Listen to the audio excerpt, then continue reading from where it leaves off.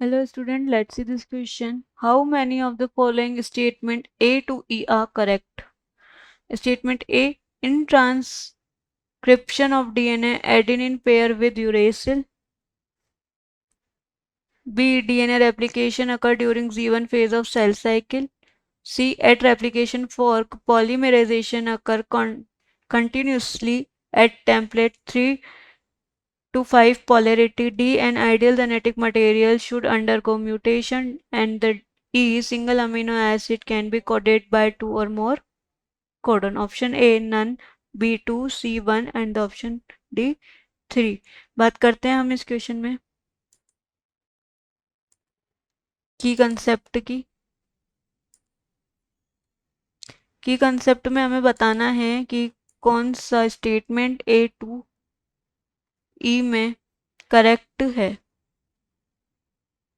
की कंसेप्ट में हम सबसे पहले बात करते हैं ए की। ए में दे रखा है in transcription of DNA adenine pair with uracil, तो ये स्टेटमेंट बिल्कुल करेक्ट है। ट्रांसफिर ट्रांसक्रिप्शन ट्रांसक्रिप्शन की जो प्रोसेस होती है उसमें ट्रांसक्रिप्शन प्रोसेस होती है जिसमें डीएनए की कॉपी होती है। हम यहाँ लिख सकते हैं कॉपिंग of DNA segment into RNA. इस प्रोसेस को बोला जाता है ट्रांसक्रिप्शन।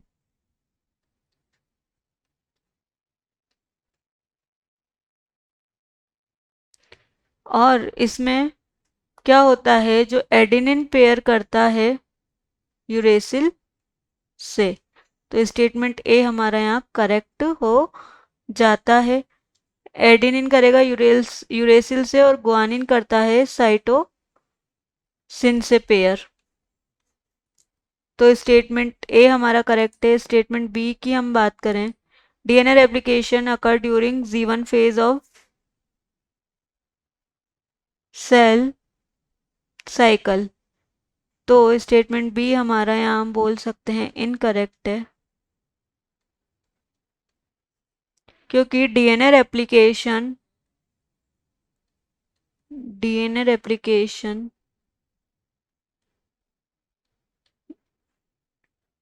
होगा एस फेज में। एस फेज में, तो स्टेटमेंट बी हमारा यहाँ पर क्या है, इनकरेक्ट है, क्योंकि डीएनए रेप्लिकेशन होता है एस वेन, जिसे हम बोलते हैं सिंथेसिस फेज।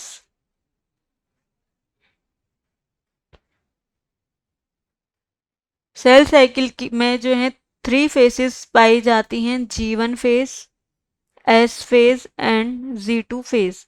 जी1 फेज में क्या होता है, सेल प्रिपेयर होती है डिवाइड के लिए, cell prepare to divide. S phase में होगा cell copies all of its DNA. G two की फेज में होता है cell growth continue and protein are synthesis, cell growth होगी और प्रोटीन का सिंथेसिस होगा माइटोसिस की प्रोसेस के लिए। और एम फेज होती है,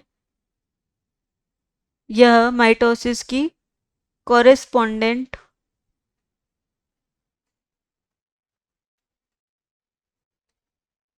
कॉरेस्पॉन्डेंट फेज होती है, कॉरेस्पॉन्डेंट टू द माइटोसिस। तो स्टेटमेंट बी भी हमारा बोल सकते हैं इनकरेक्ट है। स्टेटमेंट सी की बात करें, एट रेप्लिकेशन फॉर पॉलीमराइजेशन अकर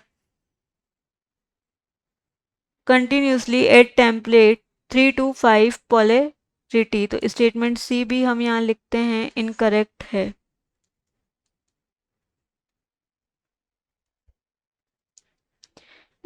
क्योंकि जो लीडिंग स्ट्रैंड होते हैं रेप्लिकेशन फॉर्क के, लीडिंग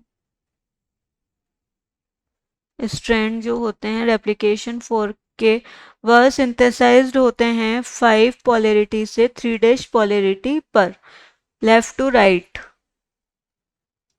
तो इसीलिए स्टेटमेंट सी यहाँ गलत हो जाता है। बात करते हैं स्टेटमेंट डी की। स्टेटमेंट डी में दिया गया है an ideal genetic material should undergo mutation. तो यह स्टेटमेंट यहाँ पर करेक्ट है, क्योंकि जेनेटिक मटेरियल क्या होता है, एबल होता है अंडरगो म्यूटेशन के लिए, अंडरगो म्यूटेशन के लिए। म्यूटेशन में क्या होता है, म्यूटेशन चेंज कर देता है डीएनए की hereditary material of the life, और यह होता है ड्यूरिंग सेल डिवीजन के समय। तो स्टेटमेंट डी हमारा यहाँ पर करेक्ट है। स्टेटमेंट ई की बात करें, single amino acid can be coded by 2 और मोर कोडोन्स। तो स्टेटमेंट ई भी हम बोल सकते हैं कि करेक्ट है, क्योंकि अमीनो एसिड्स कोडेड होते हैं बाय 2 और मोर 2 और मोर कोडॉन से अमीनो एसिड क्या होते हैं, कोडेड रहते हैं।